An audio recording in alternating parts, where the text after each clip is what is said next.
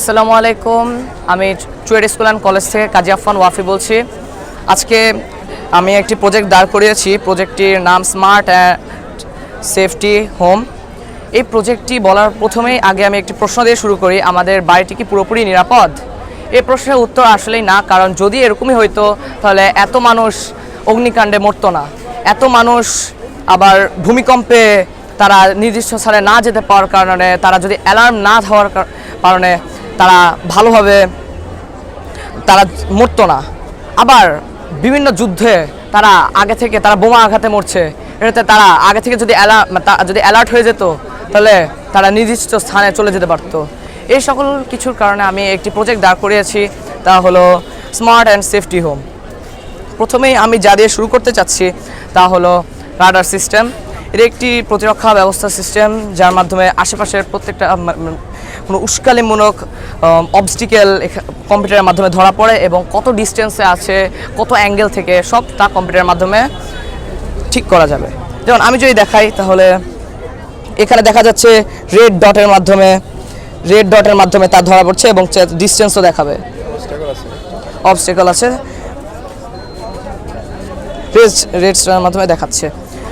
এটা আমাদের সেই রাডার সিস্টেম। এবং দ্বিতীয়ত আমি যেটা নিয়ে কথা বলতে চাচ্ছি তা হলো আমাদের রেইন সিস্টেম।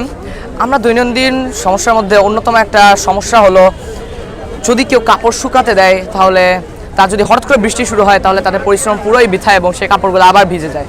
তো এই সমস্যার মাধ্যমে আমরা একটি প্রজেক্ট দাঁড় করিয়েছি যে সেই যদি বৃষ্টি পড়া শুরু করে তাহলে তা অটোমেটিকলি ছাদের নিচে চলে যাবে কাপড় চোপড় নিয়ে, এবং বৃষ্টি শেষে তা আবার নিজেই চলে আসবে।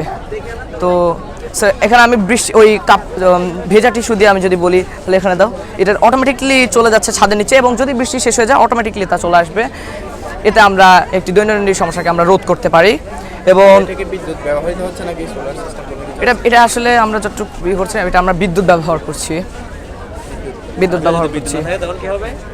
স্যার, আমরা যদি এখানে বিদ্যুৎ ব্যবহার যদি না থাকে তাহলে এখানে আরেকটা ব্যবস্থা করা যায়, সোলার সিস্টেম, কিন্তু আমরা আসলে এত এগোইনি। আমরা এখানে বিদ্যুৎ ব্যবহার করেছি, কিন্তু এখানে সোলার সিস্টেম বিকল্প বিদ্যুৎ হিসেবে আমরা সোলার সিস্টেমও ব্যবহার করতে পারি। আচ্ছা, আপনাদের প্রযুক্তিটা যদি আপনাদের প্রকল্পটি যদি আপনার বাংলাদেশ সরকার কিরকম সহযোগিতা পেলে আপনাদের প্রকল্পটা বাস্তবায়ন করতে পারবেন? যদি বলি বাংলাদেশ সরকার এখন বর্তমানে যদি এটা আসলে পাবলিশ হয় তাহলে এটার কস্ট ভ্যালু অনেক বেশি হবে যদি এটা পাবলিশ হয়, কিন্তু আসলে সময়ের সাথে সাথে যখন বাণিজ্যিকভাবে এটা স্টার্ট হবে বা শুরু হবে তখন এর কস্ট আস্তে আস্তে কমতে থাকবে।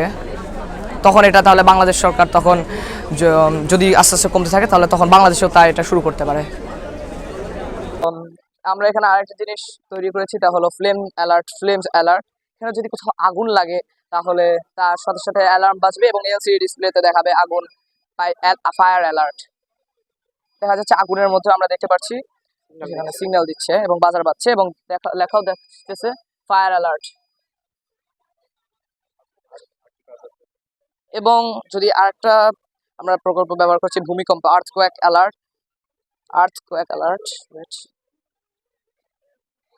এখন আমরা যদি এটাকে একটু নড়াচড়া করি, ছোট থেকে কম্পন থেকে এটা সাধারণত বাজার শুরু করে, যার ফলে তারা নিরাপত্তা স্থানে গ্রহণ করতে চলে যেতে পারে। হ্যাঁ, অ্যালার্ট, এটুকুই স্যার।